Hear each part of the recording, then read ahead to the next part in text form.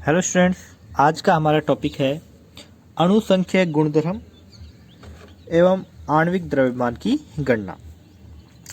तो सबसे पहला प्रश्न यही बन जाता है कि विलयन के अणुसंख्यक गुणधर्म का मतलब क्या होता है। ये भी प्रश्न परीक्षा में पूछा गया है और इसका उत्तर ये है कि विलयनों के वे भौतिक गुण जिनके मान विलयन के इकाई आयतन में घुले हुए विलय के कणों की संख्या पर निर्भर करते हैं, विलय की प्रकृति यानी कि रासायनिक संरचना और रासायनिक संगठन पर निर्भर नहीं करते, अणुसंख्यक गुणधर्म कहलाते हैं।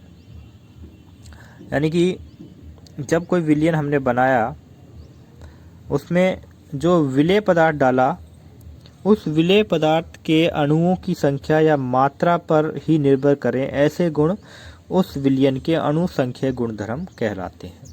जैसे कि वाष्प दाब में आपेक्षिक अवनमन, क्वथनांक उन्नयन, हिमांक में अवनमन और परासरण दाब, ये सभी किस पर निर्भर करते हैं?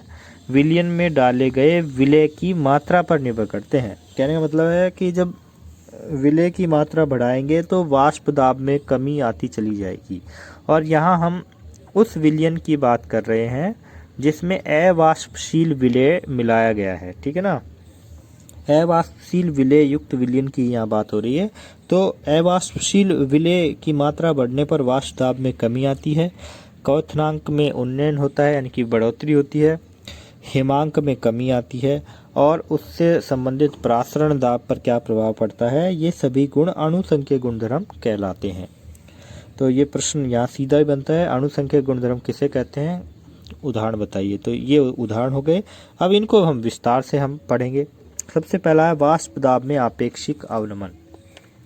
क्योंकि इन अणुसंख्यक गुणधर्म के लिए हम मोलर द्रव्यमान कैसे निकालते हैं इनके माध्यम से, उसके लिए इसका गणितीय समीकरण हमें देखना पड़ेगा।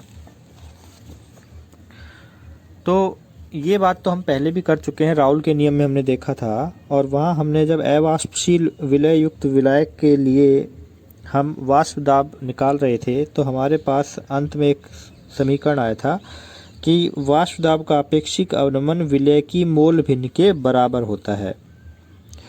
और ये हमने किस तरह से निर्धारित किया था? जब हम अवाष्पशील विलय मिला रहे थे विलायक में, तो हमें पता था कि विलयन का कुल वाष्प दाब केवल विलायक के आंशिक दाब के बराबर होता है। और राउल के नियम से हमें पता था कि पी ए बराबर क्या होता है, पी ए नॉट एक्स ए। हमें पता है कि एक्स ए प्लस एक्स बी बराबर 1 है, तो एक्स ए की जगह हम क्या लिख सकते हैं, 1 माइनस एक्स बी, ठीक है। इस एक्स ए की वैल्यू हमने यहाँ रख दी थी। तो ये क्या हो गया था, ये पी ए बोलो या पी बोल दो, एक ही बात है। हम पी बोल रहे हैं, चलो यहाँ पी ही लिखते हैं इसको।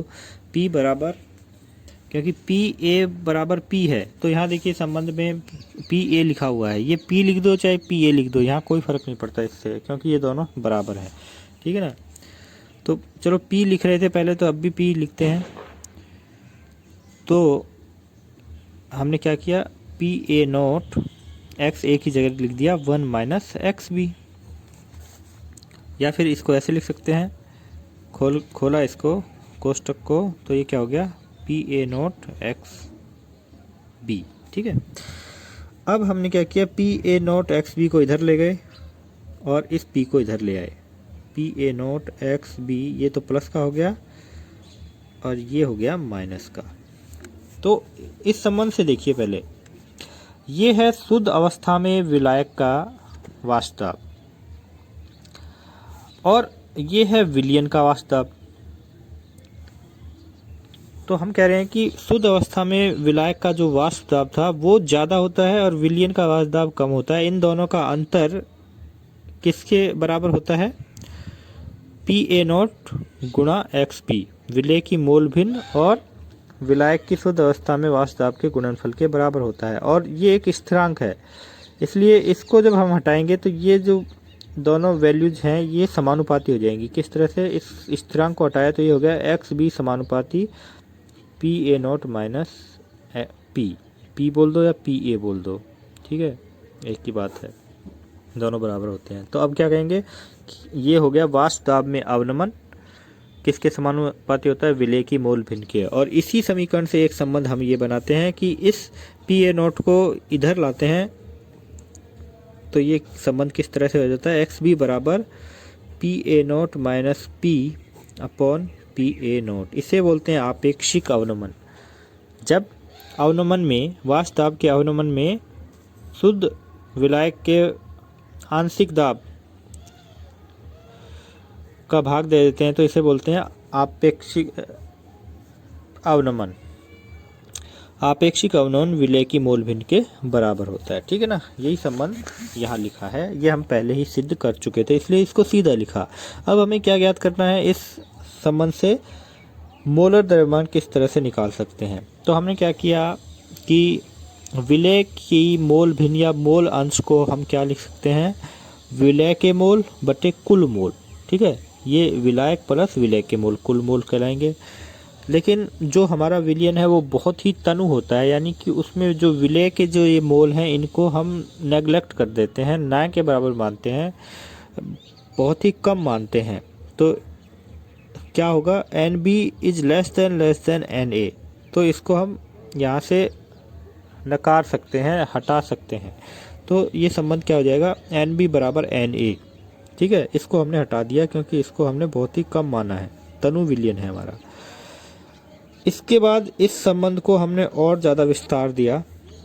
तो किसी पदार्थ के मोल कैसे हम निकालते हैं? उस पदार्थ का द्रव्यमान बटे मोलर द्रव्यमान। यहाँ विलेय का द्रव्यमान बटे विलेय का मोलर द्रव्यमान बराबर एन बी हो गया। और ये विलायक के मोल हैं, यानी कि विलायक का द्रव्यमान बटे विलायक का मोलर द्रव्यमान, ठीक है। अब एम बी नीचे आएगा और एम ए ऊपर चला जाएगा जब इनको इस तरह से लिखेंगे। तो W B upon M B, M A upon W A, ठीक है। ये एम ए ऊपर चला गया। और हमें क्या ज्ञात करना है? विलेय का द्रव्यमान या मोलर द्रव्यमान। तो एम बी ज्ञात करना है। तो एम बी ज्ञात करना है तो इस एम बी को इधर ले जाएंगे तो ये वैल्यू इधर आ जाएगी। तो देखिए क्या हुआ? एम बी बराबर W B M A upon W A, और पी ए नॉट ऊपर चला गया और P A naught minus P A नीचे आ गया। तो इसमें हमारे पास जब ये सारी वैल्यूज होंगी तो हम आसानी से उस विलेय का मोलर द्रव्यमान निकाल सकते हैं, ठीक है। इस समीकरण से अवाष्पशील विलेय का मोलर द्रव्यमान ज्ञात किया जा सकता है। तो यह है वाष्प दाब में आपेक्षिक अवनमन। तो प्रश्न आता है कि वाष्प दाब में आपेक्षिक अवनमन को समझाइए। तो आपको ये संबंध जो पहले हमने जिस तरह से बनाया था वैसे पूरा यहाँ तक दिखाना होगा। और वाष्प दाब के आपेक्षिक अवनमन द्वारा मोलर द्रव्यमान कैसे निकाला जाता है तो यहाँ से लेकर यहाँ तक आपको बताना पड़ेगा, या फिर इस पर से कोई न्यूमेरिकल आ सकता है। बहुत कम पूछा जाता है लेकिन न्यूमेरिकल आएगा भी, तो फिर आपको ये सब मान देगा। कौन कौन से? ये विलेय का भार, विलायक का मोलर द्रव्यमान, विलायक का द्रव्यमान, विलायक का आंशिक दाब, शुद्ध अवस्था में विलायक का आंशिक दाब, और विलयन का आंशिक दाब। विलयन या विलायक का आंशिक दाब जब विलयन अवस्था में है, ठीक है ना। तो यहाँ पी ए का मतलब विलयन का दाब है, विलयन का दाब है, और पी ए नॉट का मतलब है शुद्ध विलायक का आंशिक दाब है। तो ये सारे मान आपको देगा जो आपसे एम बी निकलवाएगा, ठीक है। अगला टॉपिक है क्वथनांक उन्नयन। इसको हम अगले वीडियो में देखें।